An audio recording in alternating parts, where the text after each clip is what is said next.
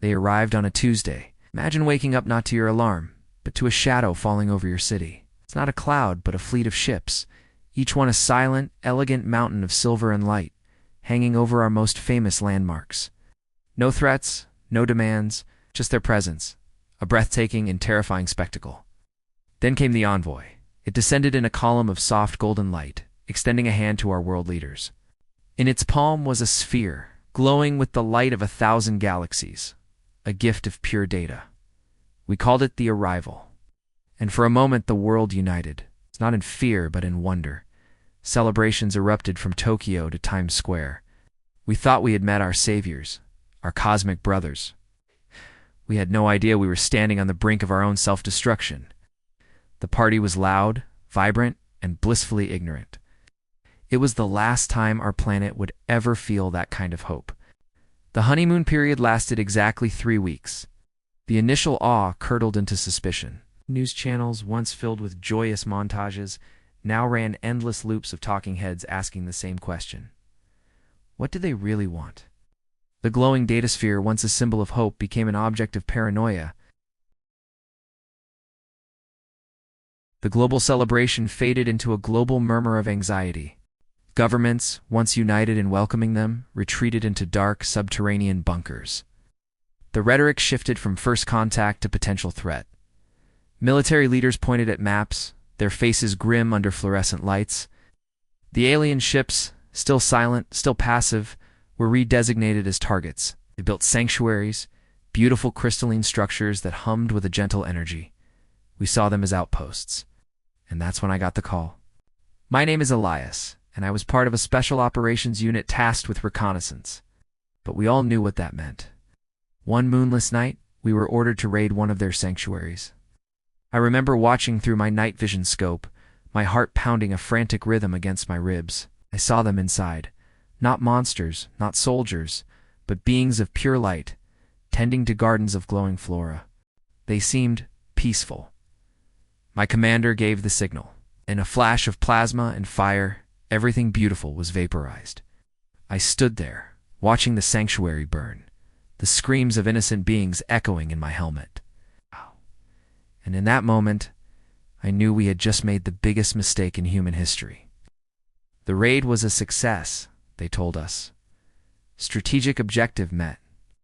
But for me, it was the beginning of a nightmare. I couldn't get the images out of my head, the gentle beings, the sudden brutal violence. I kept going back to the ruins, a ghost haunting a graveyard of our own making. I was searching for answers, for something, anything, that could justify what we'd done. One night, sifting through the charred crystalline debris, my hand brushed against a panel that wasn't destroyed. It shimmered, and a holographic map bloomed in the air around me. It wasn't a map of Earth or their home world. It was a map of our solar system. And it showed something terrifying. A dark, predatory anomaly moving through the void. A rogue black hole, gravitationally unbound, on a direct collision course with Earth. My blood ran cold. I scrolled through the data streams embedded in the map. Their language was complex, but the mathematics were universal. Shield harmonics, planetary energy grids, gravitational lensing arrays. It all clicked into place with a horrifying, soul-crushing clarity. The ships, the sanctuaries, the datasphere, it wasn't an invasion plan. It was a construction blueprint.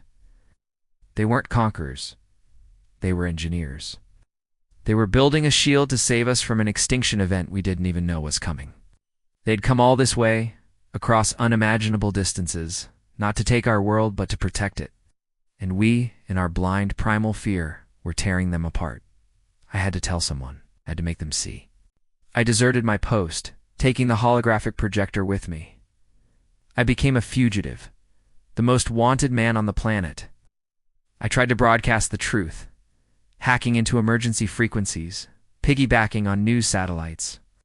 I showed the world the map, the data, the approaching cosmic doom. I pleaded. I begged for them to listen.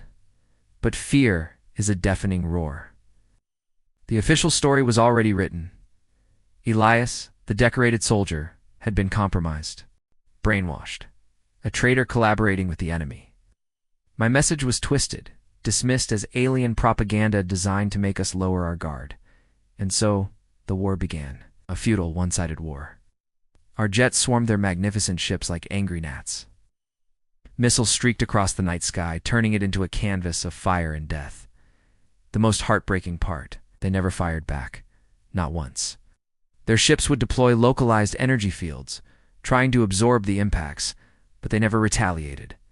I watched from the shadows of a ruined city as one of their vessels, a ship the size of a mountain, took a direct hit to its core. It listed lights flickering before crashing into the ocean, a funeral pyre for saviors we had mistaken for enemies. They were dying for us, and our leaders were calling it a victory. Each explosion in the sky was another nail in humanity's coffin, hammered in by our own hands. The sky fell silent.